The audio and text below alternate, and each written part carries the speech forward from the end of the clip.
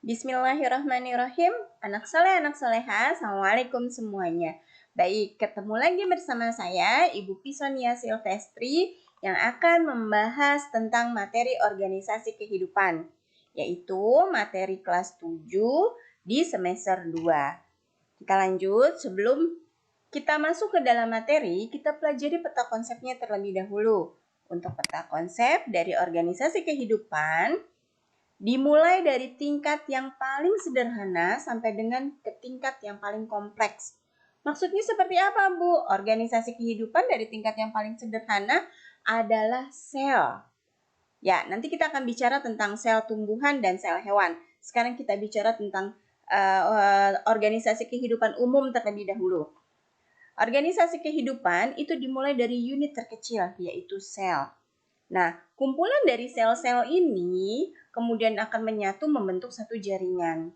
Jaringan-jaringan berkumpul menjadi satu dengan fungsi-fungsi yang sama, saling terkait, kemudian dia akan membentuk organ. Organ-organ berdasarkan fungsional dari organ tersebut, dia akan membentuk sistem organ. Kumpulan dari sistem-sistem organ, dia akan membentuk satu organisme. Nah, itulah perjalanan organisasi kehidupan. Berlaku untuk sel tumbuhan dan juga sel hewan. Baik, untuk lebih dalamnya, kita lanjut. Apa sih pengertian sel, jaringan, organ, sistem organ, dan organisme? Ya, yang pertama, kita akan bahas tentang pengertian sel. Sel ditemukan pertama kali oleh ilmuwan bernama Robert Hooke pada tahun 1665. Oke, pertama kali mengamati sel gabus pada tumbuhan. Kemudian setelah itu ada lagi penelitian oleh Matthias Seiden dan Thomas Sahwan yang menyimpulkan bahwa sel merupakan unit terkecil. Jadi, setiap sel terdiri dari cairan yang disebut sitoplasma, membran plasma, serta inti nukleus atau bahan inti. Berdasarkan ada tidaknya membran yang melindungi nukleus, sel dibagi menjadi dua. Baik, sel dibagi menjadi dua, ada sel prokariotik dan ada eukariot. Prokariot merupakan sel yang tidak memiliki membran nukleus. Contohnya, terdapat pada bakteri dan alga biru. Kemudian, untuk eukariot merupakan sel yang nukleusnya bermembran, misalnya hewan dan tumbuhan. Untuk prokariot dan eukariot memiliki ukuran yang sangat kecil, yaitu 4 sampai dengan 20 mikro. Kita lanjut. Pengertian dari sel itu sendiri. Sel adalah organisme bersel tunggal atau uniseluler. Contohnya terdapat pada bakteri dan protista. Seluruh kegiatan hidupnya dilakukan oleh sel itu sendiri. Jadi tidak ada yang bantuin karena sel itu unit paling kecil. Jadi seluruh kegiatan hidupnya itu dilakukan oleh sel itu sendiri. Kemudian ada lagi sel yang tadi sel bersifat tunggal, sekarang sel bersifat organisme atau bersel banyak yang biasa kita sebut dengan multiseluler. Contohnya terdapat pada manusia, pada tumbuhan, pada hewan, dan terjadi pembagian-pembagian tugas pada sel-sel penyusun tersebut. Untuk struktur sel, kalian bisa lihat di sini. Secara umum, sel tersusun dari membran dan protoplasma. Protoplasma terdiri dari sitoplasma, yaitu cairan sel, dan organel-organel. Organel merupakan bagian sel yang berfungsi khusus. Baik, di sini ada contoh dari struktur sel. Struktur sel di sini kita bisa lihat bagian intinya itu ada nukleus. Kemudian ada nukleus, kemudian bagian bawahnya lagi ada selubung nukleus, kemudian ada porinukleus di bagian sini. Ini bagian intinya nukleus, kemudian ada selubung nukleus, dan ada porinukleus. Di luar itu, yang berwarna coklat, ini namanya ribosom. Nanti kita akan bahas fungsi-fungsinya. Setelah itu, masuk ke atas, naik ke atas. Ini ada retikulum endoplasma halus.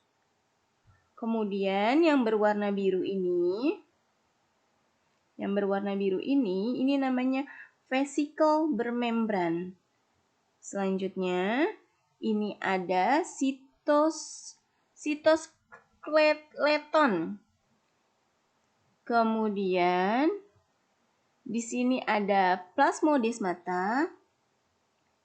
Selanjutnya ada membran sel. Membran sel yang bagian kuning, dinding sel yang bagian hijau tua. Di dalamnya ini ada tilakoid atau butir pati. Ini merupakan kloroplas. Itu yang terdapat pada sel tumbuhan. Kemudian yang bagian biru tua ini disebut vakuola. Ada lagi mitokondria yang bagian putih dekat dengan vakuola. Kemudian peroksisom, ada lagi sitoplasma, selanjutnya ada vesikel Golgi, dan ada badan Golgi. Selain itu ada juga retikulum endoplasma kasar. Nanti kita akan bahas fungsi-fungsinya dari retikulum endoplasma kasar, retikulum endoplasma halus, dan lain sebagainya. Nanti kita akan bahas satu persatu. Baik, ini adalah sel tumbuhan. Selanjutnya kita akan bahas bagian-bagian sel pada sel hewan. Sama, Ibu akan mulai dari bagian intinya. Bagian intinya sama-sama memiliki nukleus.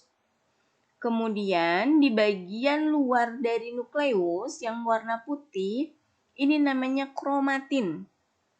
Selanjutnya yang berwarna hijau setelah kromatin, itu ada selubung nukleus, dan bagian luar dari selubung nukleus itu namanya porinukleus.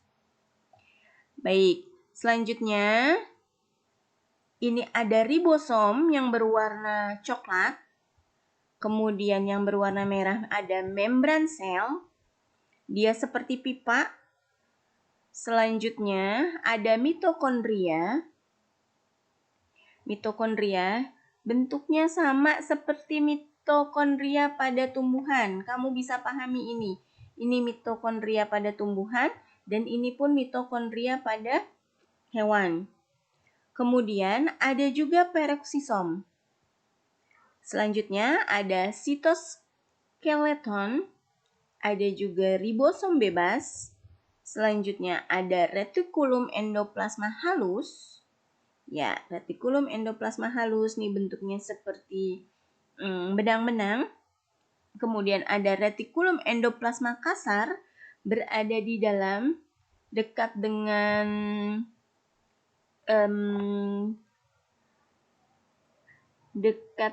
yang berwarna kuning itu, ya, berdampingan dengan ribosom-ribosom. Selanjutnya ada flagellum, kemudian ada vesikel sekresi. Ini vesikel sekresi. Kemudian yang berwarna kuning ini sitoplasma. Kemudian ada sentriol, lisosom, dan yang terakhir ada badan Golgi. Ini adalah bagian-bagian dari sel hewan. Kita lanjut. Ya, sel. Kita bicara tentang struktur sel. Oke. Yang pertama ada membran sel. Membran sel tersusun atas fosfor, lemak, karbohidrat, dan protein. Membran sel berfungsi sebagai pelindung dan pengatur lalu lintas zat yang keluar masuk sel. Membran sel bersifat semi-permeable. Artinya, membran sel hanya dapat dilewati oleh zat-zat tertentu. Jadi, tidak sembarangan zat dapat melewati membran sel ini karena dia bersifat semi-permeable. Kita lanjut, ada sitoplasma. Sitoplasma merupakan cairan sel. Sitoplasma mengandung berbagai macam zat. Di antaranya ada protein, kemudian ada lemak, karbohidrat, zat-zat organik, enzim, vitamin, dan hormon. Diingat, sitoplasma berfungsi sebagai tempat berlangsungnya reaksi metabolisme sel karena organel sel terdapat di sitoplasma. Sitoplasma jika di dalam bentuk bagian-bagian bentuknya berada di sini. Seperti itu. Kita lanjut ke struktur sel berikutnya. Ada nukleus. Tadi sudah kita bahas. Nukleus itu berada di pusat dari sel.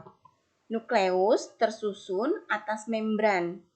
Cairan inti atau disebut nukleoplasma. Kromosom dan anak inti atau biasa kita sebut dengan nukleolus. Cairan inti tersusun atas air, protein, dan mineral. Kromosom merupakan pembawa sifat menurun yang tersusun atas benang-benang kromatin. Nukleolus berperan dalam pembuatan komponen ribosom. Baik, kita lanjut struktur sel berikutnya. Ada mitokondria. Nah, tadi nih Ibu sudah bahas nih, mitokondria di sel tumbuhan dan di sel hewan itu bentuknya hampir mirip. Mitokondria adalah organel bermembran yang berfungsi sebagai tempat penghasil energi. Semakin aktif suatu sel, semakin banyak mitokondrianya.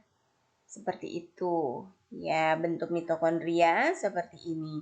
Kita lanjut, struktur sel berikutnya ada ribosom. Ribosom berbentuk butiran-butiran. Ribosom ada yang menempel pada membran retikulum endoplasma dan ada pula yang bebas di sitoplasma. Ribosom berfungsi dalam pembuatan atau sintesis protein. Itu fungsi ribosom. Kita lanjut. Untuk retikulum endoplasma atau biasa disingkat RE merupakan saluran berliku. Nih lihat, salurannya berliku-liku. Saluran berliku yang membentang dari inti sel menuju ke sitoplasma. Ada dua tipe retikulum endoplasma, yaitu retikulum endoplasma kasar dan retikulum endoplasma halus. Pada membran retikulum endoplasma kasar terdapat ribosom. Retikulum endoplasma halus tidak ditempeli ribosom. Retikulum endoplasma berperan untuk membuat dan menyalurkan bahan-bahan yang dibutuhkan oleh organel-organel sel. Kita lanjut. Selanjutnya ada badan Golgi. Badan Golgi berbentuk seperti kumpulan kantung yang bertumpuk-tumpuk. Badan Golgi berperan untuk memodifikasi bahan-bahan yang dihasilkan oleh retikulum endoplasma dan menyalurkannya ke organel-organel yang membutuhkan. Seperti itu fungsi badan Golgi. Selanjutnya ada lisosom. Lisosom merupakan organel berbentuk kantung yang berisi enzim pencernaan. Lisosom berfungsi untuk mencerna zat sisa makanan dan zat asing. Jika lisosom pecah, enzim di dalamnya akan mencerna atau menghancurkan organel sel dan akibatnya sel akan mati.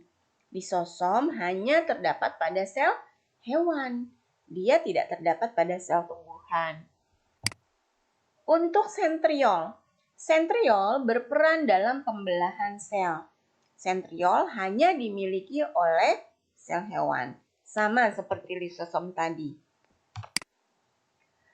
Ada lagi vakuola. Vakuola berarti ruang sel. Pada tumbuhan yang tua, vakuola berukuran besar dan berisi cadangan makanan. Sedangkan pada sel hewan, vakuola berukuran kecil. Pada protozoa terdapat dua jenis vakuola, yaitu vakuola makanan dan vakuola kontraktil. Vakuola makanan berfungsi untuk mencerna makanan, Dan vakuola kontraktil berfungsi untuk mengeluarkan zat sisa dan mengatur keseimbangan air dalam sel tersebut. Selanjutnya ada plastida. Plastida hanya terdapat pada tumbuhan. Plastida mengandung pigmen tertentu seperti kloroplas. Kloroplas merupakan plastida yang berwarna hijau karena memiliki klorofil dan berperan dalam proses fotosintesis. Kromoplas berwarna kuning karena memiliki pigmen xanthofil. Bedakan, kalau kloroplas dia memiliki klorofil sehingga warnanya jadi hijau, betul sekali. Sedangkan kromoplas berwarna kuning karena dia memiliki xanthofil. Itu perbedaannya. Selanjutnya, leukoplast berfungsi sebagai tempat cadangan makanan. Baik, kita lanjut. Nah, ini ada dinding sel. Membran sel tumbuhan dilindungi oleh dinding sel. Selain melindungi sel, dinding sel juga menjaga bentuk sel. Menjaga bentuk sel tumbuhan tidak berubah dan kaku. Itu fungsi dari dinding sel. Nah, ini dia. Ada struktur sel, perbedaan antara sel hewan dan sel tumbuhan. Struktur sel untuk organel-organel sel dibahas dari nukleus, nukleolus, ribosom bebas, ribosom terikat atau RE, kemudian maksud saya ribosom terikat pada retikulum endoplasma, kemudian ada retikulum endoplasma halus, retikulum endoplasma kasar, badan Golgi, mitokondria, lisosom, kloroplas, dinding sel, vakuola, sentriol. Nah, fungsinya sudah dirangkum di sini. Nukleolus berfungsi untuk reproduksi, nukleolus berfungsi untuk sintesis ribosom, kemudian ribosom bebas dan terikat berfungsi untuk sintesis protein, kemudian ada retikulum endoplasma halus dan kasar berfungsi untuk sintesis dan penyaluran bahan makan, badan Golgi berfungsi modifikasi dan penyaluran produk retikulum endoplasma, mitokondria berfungsi penghasil energi, lisosom berfungsi sebagai pencernaan makanan, kloroplas untuk fotosintesis, dinding sel untuk pelindung, vakuola untuk penyimpanan makanan dan pengeluaran zat sisa, sentriol berfungsi untuk pembelahan sel. Yang membedakan, untuk hewan dia tidak ada kloroplas dan dinding sel. Ya, kenapa? Karena kloroplas berfungsi untuk fotosintesis, sedangkan hewan tidak melakukan fotosintesis. Kemudian untuk tumbuhan yang tidak ada adalah lisosom. Kenapa? Karena tumbuhan proses membuat makanannya lewat kloroplas. Jadi tidak membutuhkan lisosom. Baik, sampai sini. Kurang lebihnya Ibu minta maaf. Semoga bisa dapat dipahami. Tetap jaga 3M, mencuci tangan, menggunakan masker dan menjaga jarak. Semoga kalian selalu dalam keadaan sehat walafiat. Kurang lebihnya Ibu minta maaf. Wassalamualaikum warahmatullahi wabarakatuh.